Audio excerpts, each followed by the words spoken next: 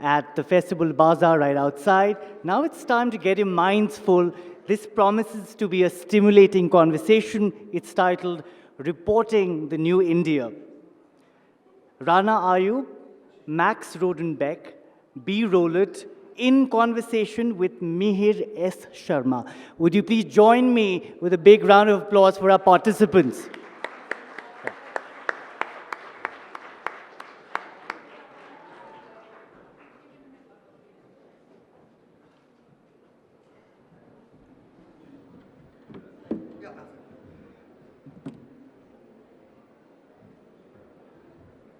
Hello, good afternoon all. Thank you for coming for this nice, non-controversial session.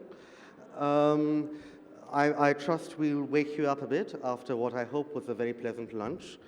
We're here discussing reporting the new India, and there's Rana Ayyub is on my left, Max Rodenbeck to her left, and B. Rowlatt at the extreme left. We do not, in fact, have Jane Austen, whom I'm sure would be a valuable and important addition to the panel, but she's not here. So it's just the four of us, and we'll be talking about how it is that we can report, how it is that we think about the news in the India that is slowly developing around us. And in many ways, it is a new India. And I'd love to hear, have maybe you, B, start off by telling us in what way do you think there is a new India? You've been, you lived here for a long while and now you've moved to London. India's new. I feel like everything's new. Sometimes I feel like I've been dropped on a different planet because my own country, I'm from Britain, has also changed beyond recognition. But it is quite sad. I lived here for a number of years, up until a year and a half ago. And coming back, I do sense a different political atmosphere, one which is well documented in the press. But certainly the atmosphere is different, and I think I would be noticing that a lot more if I were a Muslim. I think another person, Max, when did you move here again? 2015, the end of 2015. 2015. And Max, before that, he was the Middle East correspondent for The Economist, based out of Cairo.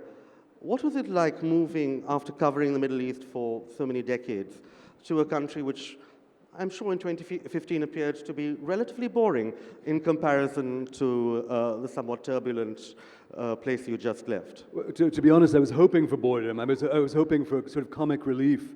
I'd just been through 15 years as bureau chief in the Middle East, the last 5 of which was all of the Arab Spring uprisings, including all those civil wars and all the misery involved. So I was really kind of worn down and was looking for something completely new and different. And India was absolutely new and different. I mean, for one thing, having reported on the Middle East for so long, and this maybe sounds surprising to quite a few people in the room, but arriving in India, it was like the breath of freedom. Here I was for the first time in a free country with a free press, and I found it really exhilarating, where you could actually pick up a telephone and be through to a minister's office without too much trouble, where people are eager to meet you, and you weren't constantly hiding or worried about being eavesdropped upon or followed. So that was an enormous, I thought India was the first really truly open society I'd ever worked in. But the atmosphere has changed since then. Rana, you now write a column for the Washington Post.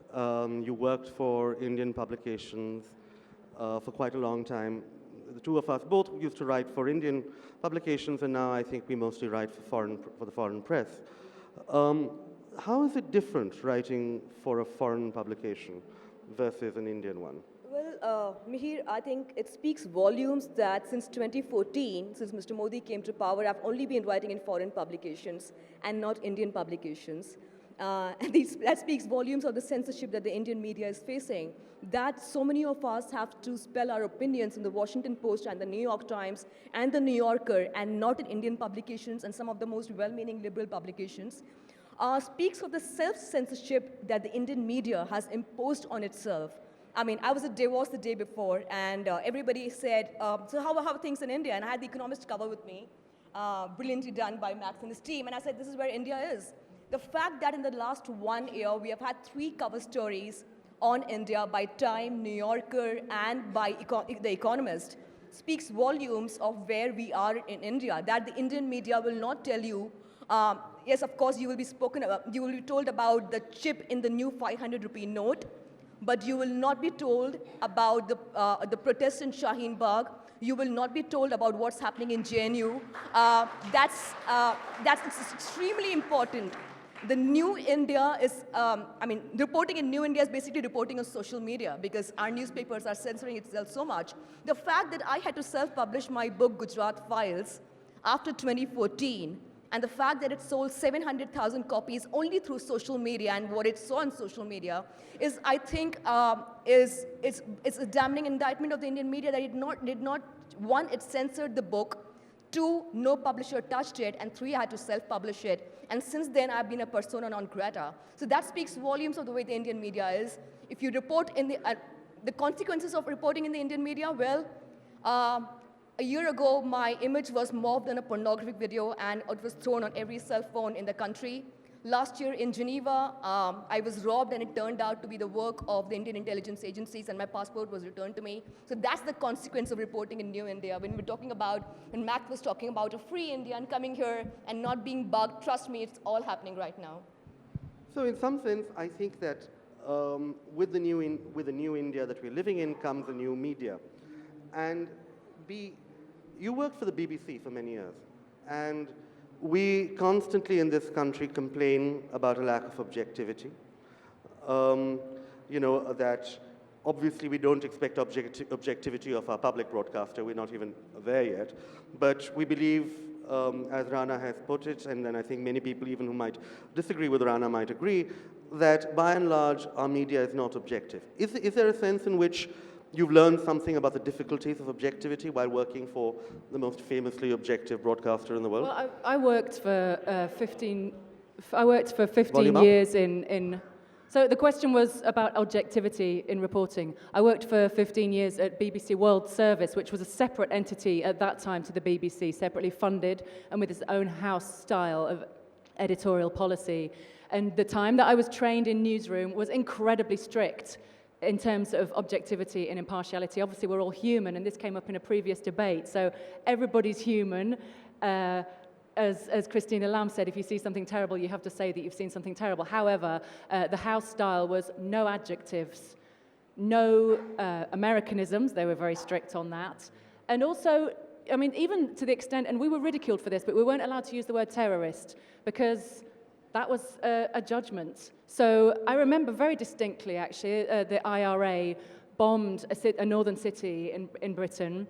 And where I was working in newsroom, it was reported as 11 people killed in a bomb attack. And on the domestic BBC, it was 11 people murdered in a terrorist bomb. So it's actually, I think, really worthwhile having spent some time examining that filter and thinking about the power and the responsibility of the language that you use. Now, it's changed a lot since then. Journalism's become such a scorching, fizzing, bubbling cauldron. And the first time I ever saw Times Now, I thought I was having an aneurysm. All of those faces swirling around and jabbing fingers. I didn't know what was happening. But, and that's pretty common now. That's fairly typical.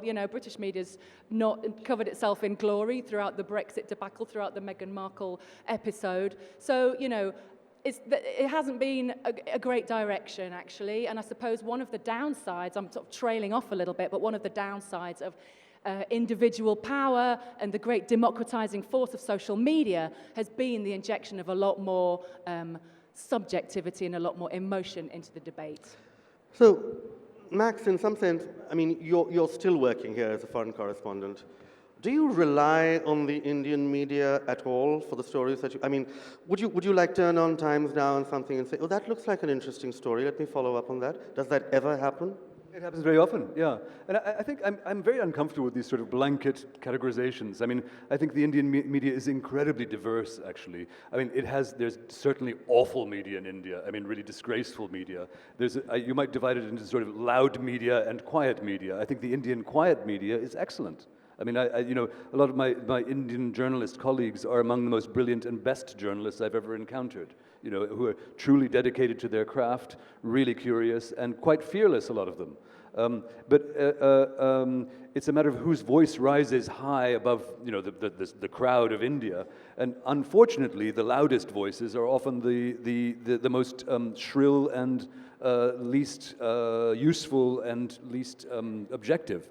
Where does that go? How do you ever come back from that, though? That's one thing we haven't yet seen, is that once the temperature is brought to a boil, what happens next? How do you ever get back from that? How do you encourage quiet voices? Because once everybody's shouting, what else is left to other journalists?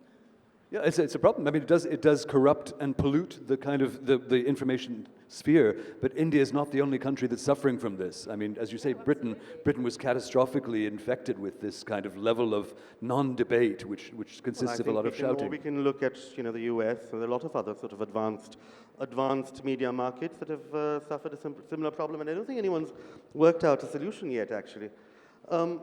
But on the other hand, we do have a specific problem that sort of Rana alluded to, which is that we're also in the midst of a season of protests. People are upset about various things, including the Citizenship Amendment Act and the National Register of Citizens. And there are questions now on how we need to report these. And Rana is pointing out that they're not getting maybe the coverage that they would have got. Certainly, I would say that they're not getting the kind of sympathetic coverage in both electronic and print media that the anti-corruption movement got in 2012. And I find that's a very, very, 2011, and I find that that's a very, very interesting kind of comparison. And those of us who lived through that period will recognize that there was universal support in the media for the anti-corruption movement and for the right to protest there. And there is very, very divided support in the media right now. But Max, you referred to the living through the Arab Spring and being, in fact, you were in Cairo for quite a tumultuous period. How do you think the local media there, which is obviously not an example, but what do you learn from their coverage of street protests and so on and so forth? Well, I mean, I covered all of those movements in all of those countries. I mean, 22 countries, actually.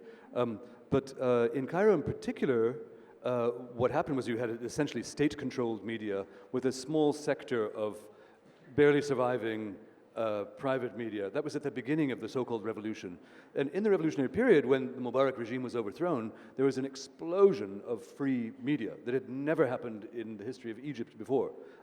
And it was an absolutely incredible moment. You suddenly had comedy on television that was really cutting and quite spectacular. Yes, we saw that guy who was eventually arrested, right? He was eventually sent into exile. Yeah, taken off the air and sent into exile.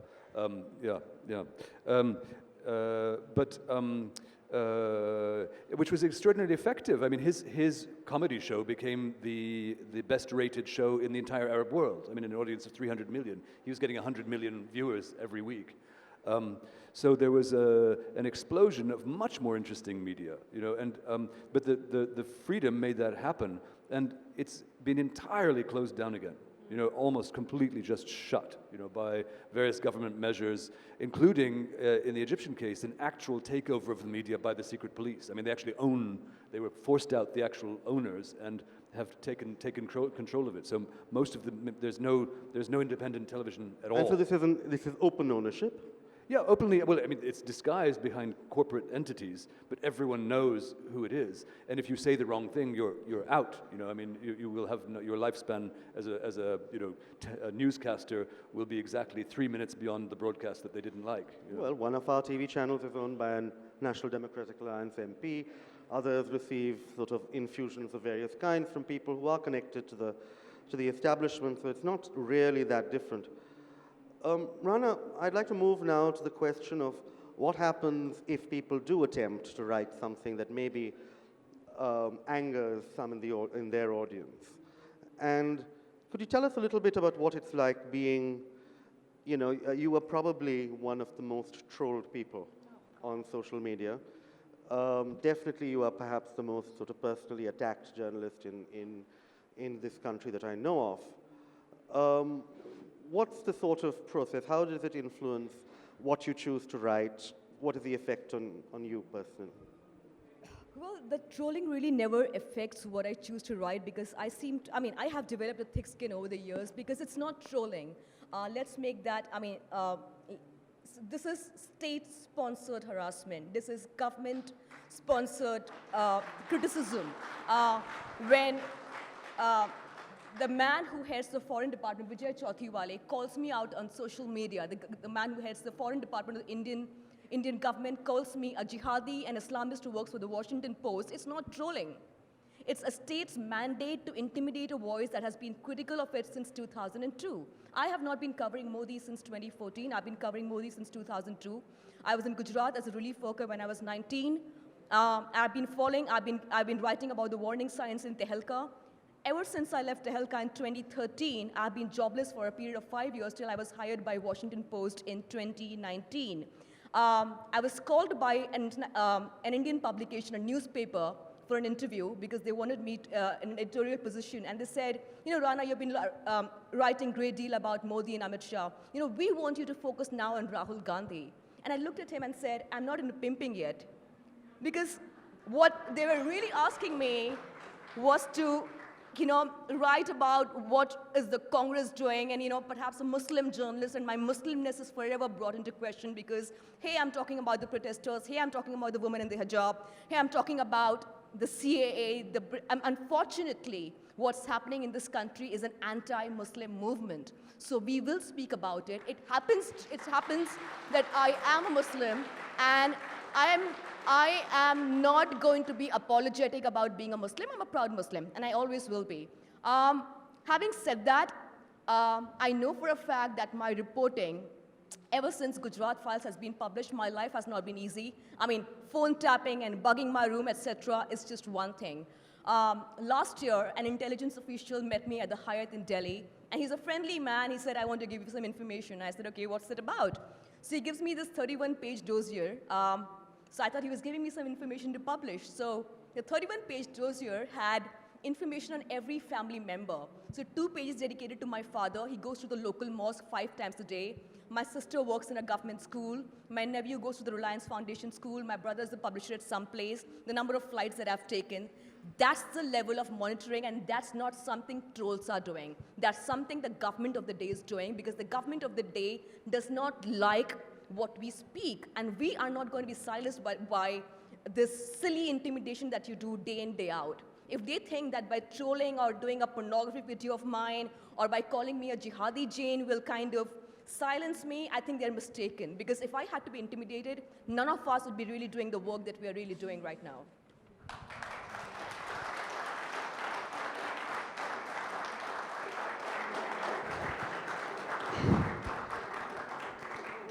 So Rana, I think it's very interesting that you brought up Mr. Chauthiwale, because he has been, he's not a government functionary, incidentally. He's been put in charge of the BJP's overseas wing, and part of his job seems to be to try and fix the stories that are currently being told about India in places like the Washington Post.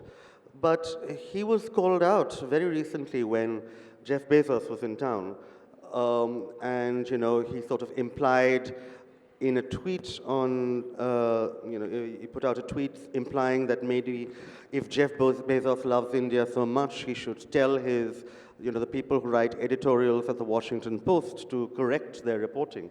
And in fact, I think it was the opinion editor of the Washington Post Eli Lucas eventually had to respond to that, saying that A, Bezos doesn't tell us what to write, and B, this is, not going to make any difference to us at all, which is in general how these things should operate. But this brings me, I think, to a question that maybe, Max, you can answer, which is that those of us who write for foreign publications now, we find that maybe a few doors open, which wouldn't otherwise. What are the positives and negatives to writing in this kind of climate? A sort of heightened awareness of the dangers of, within quotes, bad-mouthing the new India when you're working for something like The Economist? Well, it definitely makes the whole process more fraught. I mean, on one hand, you actually have more impact. The sort of, attempts to intimidate or push back on the side of the government actually alert people to the fact that something is going on. I mean, it actually gives a louder voice, to tell the truth. It has the opposite effect from what they may intend. But at the same time, it does make the working environment more difficult because you find simply to meet with ministers or speak with people, speak with businessmen, for example, which I have to do regularly. They're wary of foreign journalists, wary to be seen in your company even. I mean, I've had a lot of people now whisper at me, or it's quite rare when I can actually quote anyone now. People are afraid to be quoted. So on that score, it makes things a little bit more difficult. But I would say that my particular situation as a foreign bureau chief here is just so much less interfered with than if I were an Indian journalist. I mean, I think there's a certain distance. Also, the fact that my audience is generally an international audience, and our actual Indian audience normally, unless we have a very provocative cover, is rather small. But I think the sharpest end of intimidation is saved for Indian journalists who are actually delivering a message in a vernacular language. That's right, but you just did have a fairly provocative cover. Could you tell us a little bit about the pushback, if any? So The Economist this week, do you want to describe the cover, Max? Oh, it's a lovely cover with a big coil of barbed wire with a lotus rising out of it. It's very pretty. So what kind of pushback would you expect from that, in your experience? Well, we've gotten a lot of letters to the editor, which often seem to follow a very similar pattern. For some reason, because again with The Economist, we're a little bit lucky because it's anonymous, so we don't actually have bylines. There's no name of a journalist is attached to anything. That helps a lot, yeah. So we perhaps get less flack and trolling than we might otherwise get. But in the past, I have been, summoned into the External Affairs Ministry for a little chat if they're unhappy with things. But and another thing that has happened recently, actually, and it's not The Economist in particular, but it's something quite new, and I don't think many people are aware of this, is that the Indian government used to give year-long visas to foreign journalists. It was fairly routine, much in the same as in other countries. It's called the J visa. The J visa was generally valid for 12 months for a resident correspondent. Suddenly, in the last 4 months, these J visas have become selective. So some journalists are getting 12-month extensions, and other journalists, less favored, are getting only 6 months at a time. So there's a bit of an effort to strong-arm the foreign press in a way that's new. Could I just jump in here, though, because I wonder if something that, foreign journalists don't often reflect on, that maybe it's not just pushback against journalism itself, but more of a kind of rejection of the outsider's gaze and a post-colonial take on, sick of Europe and America going, oh, India, what you doing now? That could be another thing that's part of this. Well, I think, and if I may answer that, that's a convenient excuse that a lot of people use, right? One of the great joys of the past 5 or 7 years has been watching the right appropriate the language of the left. So you'll have people sitting around and who are doing really rather awful things, illiberal things at home, saying, how dare you talk about it? All right, that's a very sort of white gaze that you're delivering on the awful things that we're doing at home. And I think that we have to be a little careful about not looking at the language immediately and saying, oh, maybe he has a point. Usually I don't think they have a point. But where they might have a point, I think where they might have a point is in saying that people who aren't accountable, locally, have a different set of incentives, and so they're thinking about different things. They may want to make things look more exciting to an outside audience. But I think things are plenty exciting enough, and I don't think anyone is making. Yeah, but let's not forget that during the emergency, the media was also shut down. So it's not the first time that it's happening. Well, Yes. it's not the emergency that really, this censorship that really bothers me. It's a self-censorship. Case in point being the reportage from Kashmir. Now, all those the case in point being the reportage from Kashmir. On August 4th, when the clampdown happened, you saw Indian journalists being parachuted into Kashmir and, giving a version about tourists being there and about everything being normal and Kashmiris celebrating. The best reportage, and that fits, it certainly is, when we're talking about reporting the new India, I think Kashmir is a very important case study because in the new India, a Washington Post, a New York Times, a Wall Street Journal, a BBC give us the true picture, whereas our journalists wear a military fatigue and tell you about everything being normal in the valley. It takes a BBC to tell you that 30,000 children have been detained all across the country. That's reporting in New India. When Dexter Filkins, who wrote the New Yorker cover, who was supposed to be on this panel, he's not got a visa, who wrote a scathing cover in the New Yorker called Blood and Soil in Narendra Modi's India, we sneaked him in. And I remember when we walked in, and just when we walked in near the airport, there were a couple of television journalists doing their lives. And then we walked in towards Sopore and Anantnag, where the children had been detained. And Dexter said, if we could get in here, why couldn't Indian journalists get all the way? And I said, that's because they're not willing to do it. If a Dexter Filkins can go there and report in Kashmir, if a BBC journalist, Rajni, who is here, can report in Kashmir, what stopped the Indian journalists? This was not censorship. This was self-censorship. This was about, in Kashmir, the Kashmiri journalism was seen from the prism of patriotism. That if we talk against Article 370, it's going to be unpatriotic. So we have to speak for the country. There are channels which have given diktats to their own journalists that on this we have to be with the government. News anchors have been removed from their channels because they have been asked to toe the line of the government. So there is a great deal of self-censorship that we have imposed on ourselves.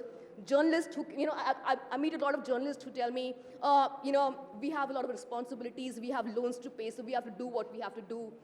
We have to toe the line of our news channel. My only question to them is, if you really had to pay your loans, what are you doing in journalism? Really? And do you find this is the case also in regional journalism? I think regional journalists are by far the bravest journalists that India has seen. When we get intimidated, when we get threatened, we write about it in the New York Times. But when they get killed, nobody even talks about them. Yeah, so the Hindi journalists in Uttar Pradesh and other places, hats off to them because they are doing the real journalism. I just also point out that foreign journalists, resident foreign journalists, are absolutely not allowed to go to Kashmir, and we can't. Yeah, he was sneaked in, but he's not a resident journalist. Yes. I mean, he doesn't risk being thrown out of the country because he's leaving in any case. The BBC sent other journalists, Indian journalists. The BBC sent other The journalists. BBC sent Indian journalists. Indian though. journalists, what I'm Yes, saying. so the Indians BBC can go. do it. Yeah, but we're not allowed to go. I mean, and it's interesting that we're not allowed to go to a list of places that gets longer and longer. Yes, because now Assam has been added to that. The whole which of the I think Northeast is added. It wasn't It's earlier. off limits. And they wonder why we're all here at Jaipur. I don't know. But I think that one of the things that sort of emerges from that, and actually, before I want to move on, the difference, I think, from the emergency is the impression that's conveyed.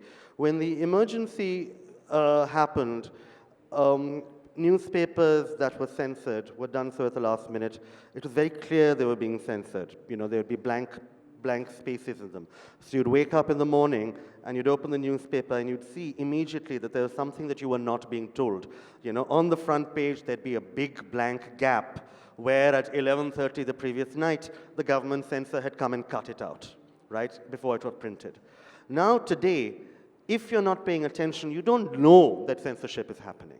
I think you do if you're living in Kashmir.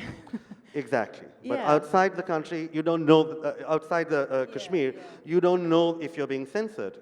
You don't know that the media is being censored unless you're paying attention. And I think that, therefore, it's a lot more insidious, thanks to modern technology, than it could have been then. But on that subject of modern technology, and this is another aspect that I find quite alarming about what we're calling the New India, is that the New India is the internet shutdown capital of the world. And according to recent data, it accounts for 67% of global internet shutdowns. That's excluding data from North Korea and China, which was dismissible.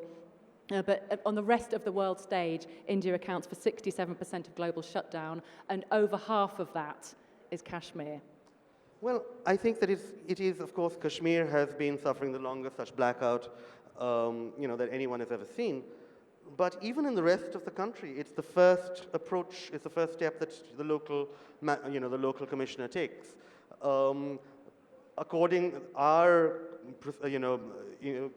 procedure code gives the local police chief an enormous amount of power to do what he or she thinks is appropriate in order to maintain public order. It's a purely colonial thing.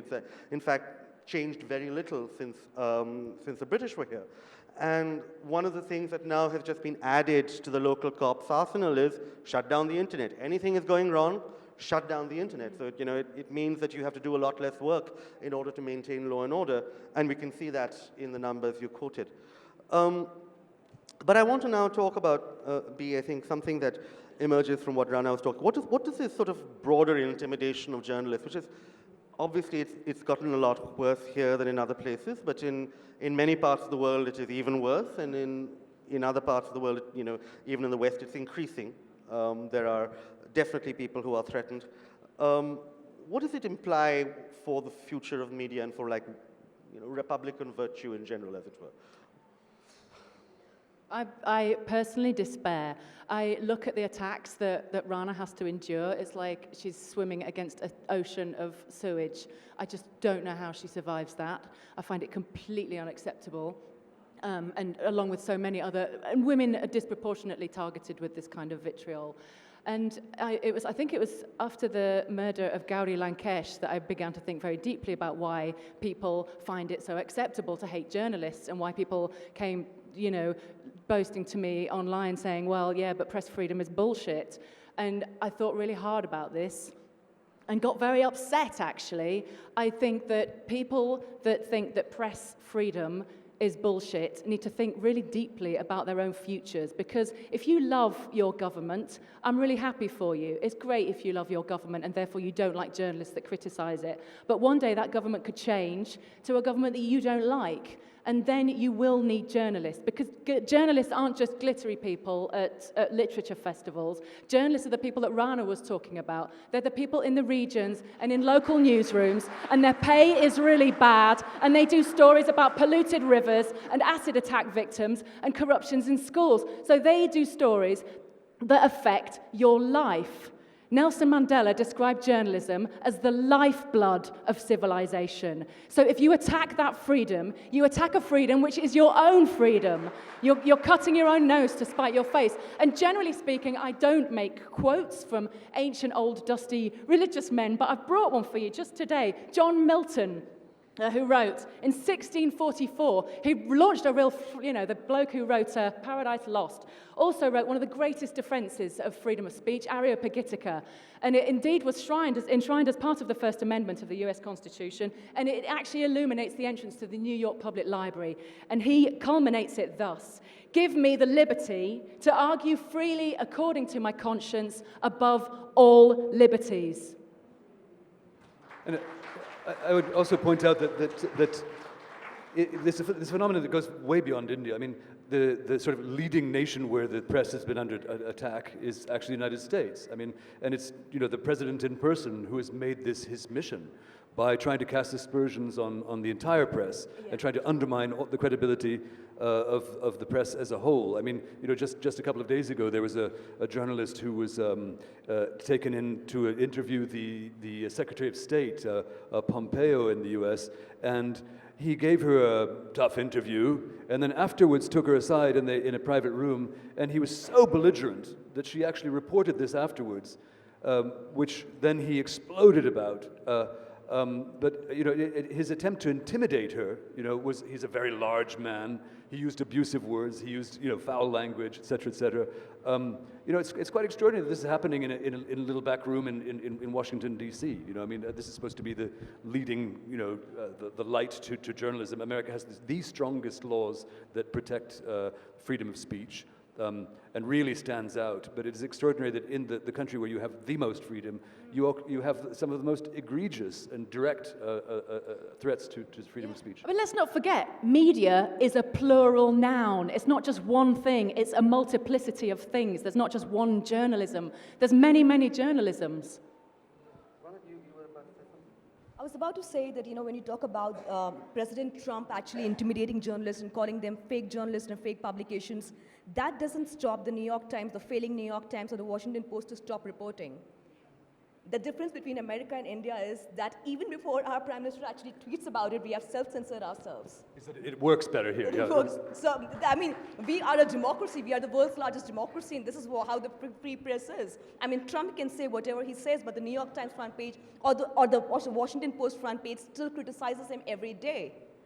That's partly because there are laws that I mean, it's written right at the beginning of the Constitution. You know, it's a fundamental thing. But I think, It's no, quite strong. it wouldn't, the laws wouldn't help if you're self-censoring, Max. You know, if the New York Times was owned by someone who wanted to stay on the right side of the Prime Minister to ensure that, of the President, to ensure the President turned up at their big business festival, or if Jeff Bezos, who owns the Washington Post, was deeply concerned that tomorrow the President had the power to put him out of business and then actually, you know, forced that view on his own employees, then you'd have a situation like you have here. But the tragedy is that in India, I think proprietors in general are very, very susceptible to government intimidation in a way that they may not be in a lot of other places. And people pay for the New York Times and the Washington Post, which of course they don't do here. So, you know, if you don't pay for the media, I said this earlier a couple of days ago, if you don't pay for the media, you're going to get what you pay for. You're going to get a worthless media. It's so true. Would you eat free food all of your life? If you had to live on free food, your health would be really disgusting. And the same applies to journalism. If you want decent ideas, pay for them, subscribe, and pay for content. Right. I think that this is kind of the kind of session where I think a lot of people might have something interesting to say. So I do have a few questions left, but we have about 20 minutes on the clock. So let's throw this open to the floor. Before I do, I have to say I'm a very, very tyrannical moderator. If you talk too long, I will cut you off. All right, I will say I'm not interested in what you have to say. So please either be very interesting or very short. All right, next. Okay, the lady halfway back in the, let's say, orangey scarlet kurta.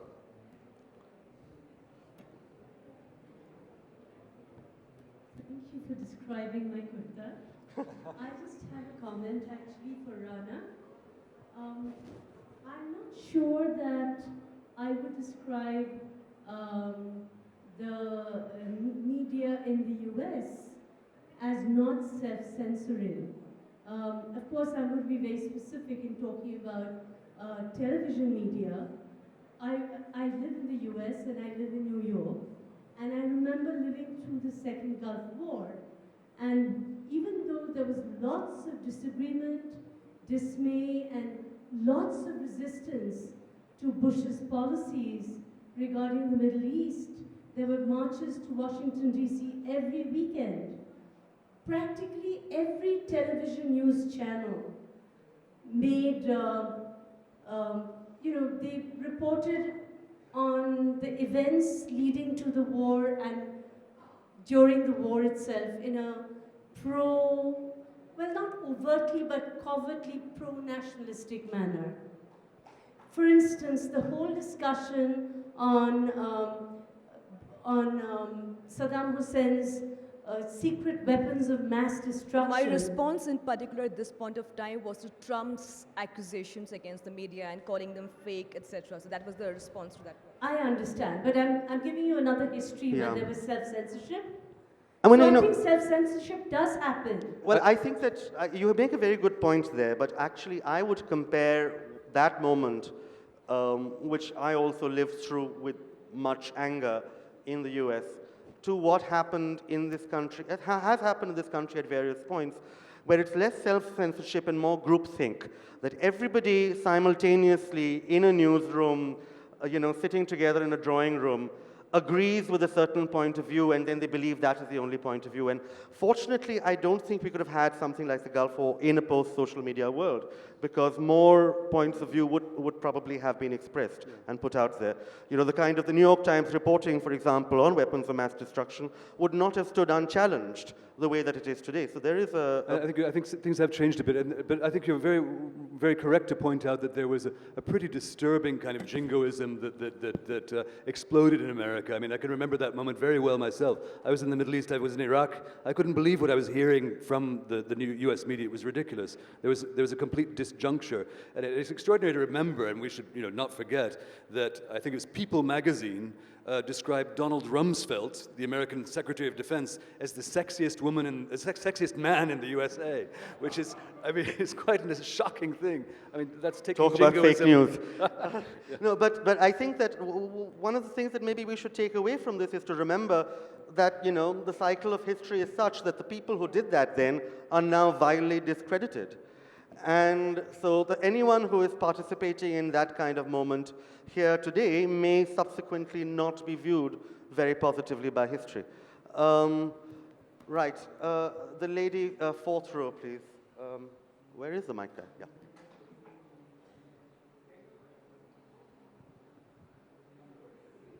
Thank you for that. You talked a lot about the difficulties that journalists suffer here, but I wondered if you could talk more about what it is you can't report on, apart from Kashmir, and why the situation has changed so quickly. Well, the fact that some of the brightest journalists in India are now consulting editors or independent journalists speaks volumes of what you can report and what you cannot report. You cannot be critical of the government. You cannot be critical of the Indian economy. You cannot be critical of the lynchings on the street. You cannot be critical of the Citizenship Amendment Bill. You cannot be critical about demonetization. You can only talk about the Prime Minister's 56-inch chest and him being a sex symbol Gujarati women also see Narendra Modi as a sex symbol. So you can talk about, Narendra Modi in Houston. You can talk about Howdy Modi. You can relay it on live television. You can talk as much as you want about Narendra Modi and what he's doing in America, his hug with Donald Trump. All that is acceptable, as long as you don't border on criticism of Narendra Modi, or the fact that this country has a home minister called Amit Shah, who was once jailed for extrajudicial murder. The fact that the Supreme Court, let me read out, if I remember right, the Supreme Court of this country, which is, you can't dispute that, called him an extortionist, a murderer, a conspirator, and that man today is the Home Minister of the country, deciding the fate of our human rights and our laws that exist in this country. So that speaks volumes of Modi, what Modi wants to hear and does not want to hear from us journalists. I think. Can I ask a follow-up question Yeah, to that? Whether you think that a sort of build-up in internationally disapproving headlines like your Economist can embolden or help journalists here, or will it have the opposite effect in that the government will make it even harder? The fact that after the Economist cover, there is an India Today cover with Modi and his hands on his head and talking about the unease and that there's a tide against the government, speaks that it boosts it basically shames them. And in the fact that international covers like Time and Economist and New Yorker cover stories, I think should shame the Indian media that this is how journalism should be done. I think that in terms of what it will do to the government's attitude, it can go either way. It's very clear that the Prime Minister and the ruling party more generally like to believe that, Modi ji chha gaye, sari duniya mein, so that, that the entire world loves him and they respect the country, they respect this country, not for any other reason, but purely because we selected Narendra Modi as Prime Minister. And they like this narrative to be developed, and so anything that pokes holes in this narrative is something that they may want to repair. But on the other hand, we've seen this play out in a lot of other countries around the world. And typically after 3 or 4 years of negative stories, the populist leader or the authoritarian leader says, okay, what I'm going to do instead is I'm going to start expelling foreign journalists. I'm going to start creating my own national channels. I'm going to start attacking their coverage as CIA run or MI5 run or KGB run or whatever it is. And that's the next step. So there are 2 ways in which this negative coverage could go, and a lot depends on what the Prime Minister himself decides. Let's try and go get someone from right at the back, if you don't mind. The gentleman who is a little, wearing the quilted jacket. It's not that cold, sir. Yeah, thank you.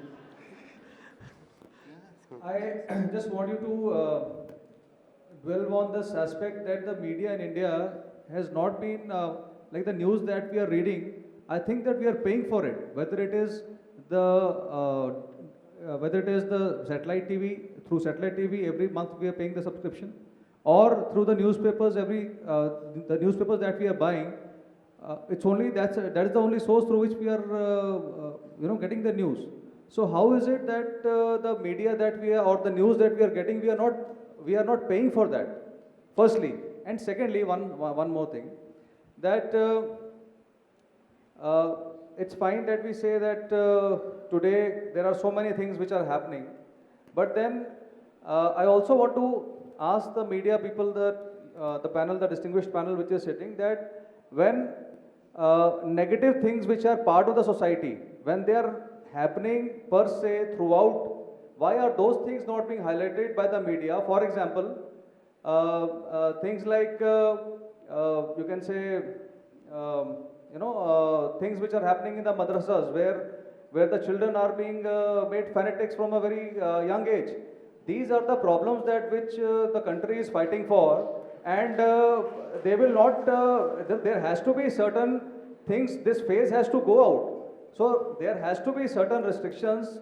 People have to understand that something wrong is happening somewhere, where the children are being made fanatics, and that is where probably some kind of a action has to be done, and media has to support that. Thank you.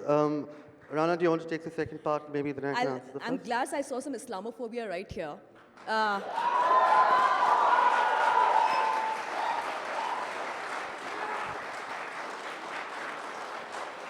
I need your data on madrasas in India producing terrorists, sir. Let me give you a prime example of terrorism. Sadhvi Pragya Thakur has been accused of terrorism in Samjhauta Blast, is a minister, is on the defense panel of the country, and you want us to talk about madrasa children. I'm really sorry, you should reframe your question, I think. I think that, I think it's a little unfair to say that we haven't heard about madrasas. There's been more than a decade of reporting on questions and about what kind of education people are receiving in madrasas, and by and large, most of that reporting has discovered that in many parts of the country, madrasas are among the most modern forms of schooling available. I'm from Calcutta, and in Bengal, let me assure you, computer education at madrasas is equivalent to that in any public school. This has emerged from actual media reporting on the subject, many by people who began with your point of view. And on the question of asking and paying for the media, I don't know how much the Times of India costs at the moment. Maybe ₹2.50 in Jaipur, or ₹2. What it costs actually to print and to, more than that, to collate the news, report the news, and then print it, is at least 15 times the amount you pay for the physical newspaper. All right? The remainder is made up by ads. And the proprietor of the Times of India, and I'm not singling him out, he was speaking for his entire sector, says openly, I am not in the news business, I am in the advertising business. All right? So no, when you pay ₹2, ₹2.50, ₹3 for a newspaper, you're not paying for the news. When you pay 300 rupees to Tata Sky, of which 7 rupees goes to each news channel, no, you're not paying for the news. All right? So getting the news actually is going to cost you maybe 40, 50 rupees a day at least. And that's not what we're paying on the average. Right. Thank you. Yes, Mr. Jha, the second row. As a journalist, as a Hindu, as a Brahmin, I strongly oppose the statement that madrasa is a breeding ground for terrorism. I have personal knowledge that this is not true. I will also say something more. I want to give you some datum to tell you just what an extraordinary Muslim population we have in this country. When the CIA's estimate of the number of Europeans who went to fight with ISIS is between 27 and 31,000. And from India, the total number were 106, of whom 103 were recruited in the Gulf. Only 3 went from India. there's no support whatever for Islamic extremism or terrorism in this country. I insist on saying that. Thank you.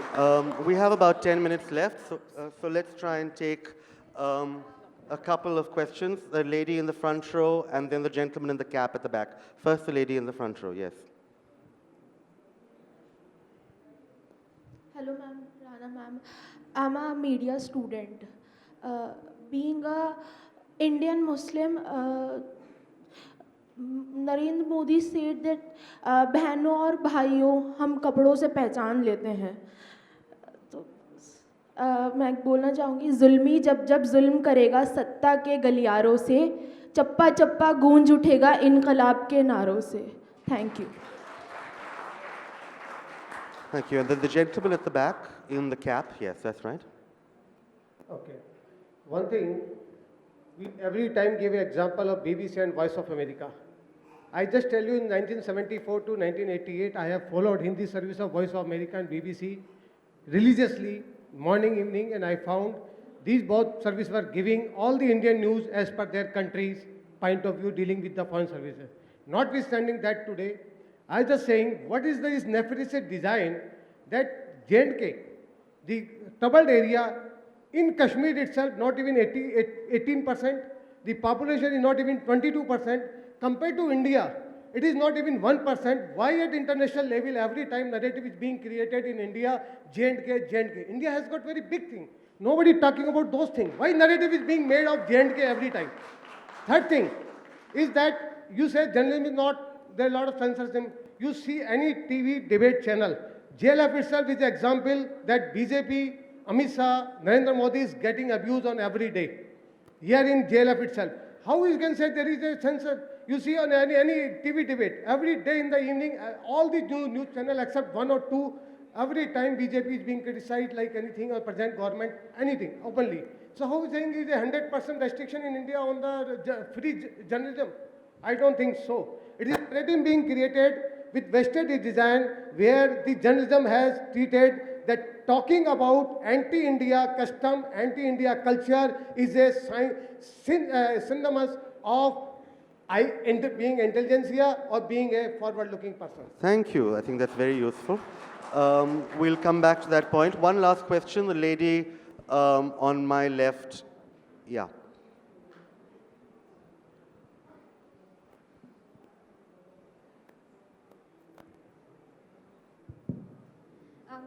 Good evening, and my question is that whenever we talk about the current happenings in our country, whenever I'm speaking to my elders, they always say, "Itna to chalta hai, itna to hota rehta hai." Is it what you said, the patriotism towards our country, or what is it? Why is it that CA is justified, whereas they say ki, it's okay because as you said, Islamophobia exists, but it's not right. So people say that no, it's justified. How is it justified in a secular country? Why is it happening? Why are people still supporting Modi and his tactics or ideologies? Why is Amit Shah still being supported? Why is it happening? Is it their patriotism or what? I don't understand. Well, I think at least one or two of those questions may, take a little longer than 7 minutes to answer. But does anybody want to take a stab at responding to any of the lengthy comments we just heard? I think I'm glad that a young mind actually has posed that question. So I'm glad the youth of this country are actually posing the tough questions. And it's really important because the people that you see in the streets of the country protesting against CAA are the youth of this country. You asked me why this is happening. Narendra Modi was the chief minister of Gujarat when 1,000 Muslims were killed. And despite the fact, and because of that, he's the prime minister of the country. And these are the people who voted him to power. What do you expect them to do? You don't expect them to oppose CAA. Okay, I just want to make one point on maybe, unless, Abhi, yeah, go ahead. I just wanted to respond to the gentleman in the hat, that it's not actually anti-Indian to be pro-democracy.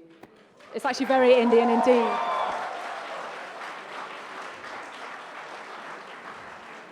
Right. The young man, we have time for a couple more. The young man in the second row, please. Good afternoon. My question to you is that the topic is reporting on New India. And currently what we are seeing in the new India is deification or glorification of a certain leader. The sad part is journalism. My question is, how problematic is the fact that journalism has moved on from reporting objectively to deifying a person? The questions which are asked to our Honorable Prime Minister are, ab takte nahi ho kya? That's the kind of questions which are asked. It's the sad part. Or do you eat mangoes? So, I mean, that's what I want to bring up. How problematic is this aspect that we are focusing on individuals rather than collective? Right, one or two more. Anybody from the back? Okay, this elderly gentleman in the middle. मन तड़पत हरि दर्शन को आज, ये किसने लिखा? शकील बदौनी ने। Compose किसने किया? नौशाद ने। और गाया किसने? मोहम्मद रफ़ी ने। और तीनों अच्छे मुसलमान, हिंदू मुसलमान की सेकुलरिज्म का कोई घबराहट नहीं। सेकुलरिज्म रहेगा यहाँ पर. It has become the habit with the Indian. The first nature of Indian is secularism. जो भी कुछ होगा, सेकुलरिज्म जिंदा रहेगा और हमेशा रहेगा. इंसान की औलाद है, इंसान बनेगा. तू हिंदू बनेगा ना मुसलमान बनेगा. इंसान की औलाद है, इंसान बनेगा. Thank you. And the lady in the white kurta, perhaps. Yes, thank you. Hello. Hi, big fan of you, Rana ma'am, to be honest. Okay, so my question is more about women's safety. So all the threats of rape or the violence, all the women are getting all around the world, even you got it. When we talk about those threats, that even on social media, if we go on social media, there are people who are deliberately putting out the threats to the women out there, and there's no action has been taken against them. So when will it stop? Because it's already a high time, and we should start talking about women's safety, and nobody's talking about it. Thank you. Yeah, that's my question. Thank you. Does anybody want to answer the young man's question about why is it that, you know, I'll just address that yeah. briefly about the deification of Modi. I mean, it's interesting that in the new India, you have the oldest form of journalism, which is praise for the leader. You know, but it's also, it's a product, to a certain extent, of, as Mihir was saying, it's the shape of the media who owns it. So there are companies that are under, they can be influenced by the government. But it's also a deliberate strategy on the part of the government. I mean, Prime Minister Modi is, I think, India's first Prime Minister who has never given a press conference. So it's a one-way communication from the top. And you very often find in countries that the whole pattern of an entire country is really set by the behavior of the person at the top. So if your communication is one way from the top, you get a sort of a monotone response too. So it's the nature of this structure, I think, and it's just reflected in what you hear. Rana, maybe on the safety question. I don't know. It's long overdue that the reason why journalists, women journalists are really attacked is, if I can give my example, is that the fact that we are critical of the government, we are critical of Narendra Modi, the supreme leader, we are women. In my case, I'm a Muslim, so I tick all the boxes. How dare we speak out, right? How does a Dalit woman speak out? How does somebody who's less privileged speak out? And how do you silence them? Or you create a porn video, because in a country which is so there is so much patriarchy in the country, when somebody makes a pornographic video, there's an immediate character assassination. And that's where, these people who you call bhakts on social media, they believe that, their idea that the only way that a woman can be humiliated is to by in a way, sexualize or harass her sexually. And that stems from the top. Here, I do not want to get into this, but we have our Home Minister who was being accused of snooping on a woman, and that woman had to leave the country. So what message are we going to give to the people of this country and those on social media who are hiding behind anonymity and abusing us day in, day out? I remember when I went to file a complaint at the police station about the pornographic video, the guy looks at it and says, "When did you first see the video?" I said, "In an aircraft." He said, "Aapko IGI airport ke paas jo police station hai, wahan jaake complaint file kijiye." If that is what it is, and I'm a journalist and I think a well-known journalist, imagine if any of this women, a young woman or a journalist from rural India who's not even allowed to report, who's not even allowed to get into journalism, if she goes into a police station, do you think her parents were allowed to continue journalism? This is exact. this is, I don't see any solution for this because it's steeped so deep inside us. B, any last thoughts? Just to echo that, really, and it's a shame that we don't have someone from that background on this panel, because I would love to hear from someone who's fighting that fight and without any support around them, because I know they're out there. So thank you all. I think we've come to the end of our time. Thank you all for being here. Thank you all for participating. It's been wonderful.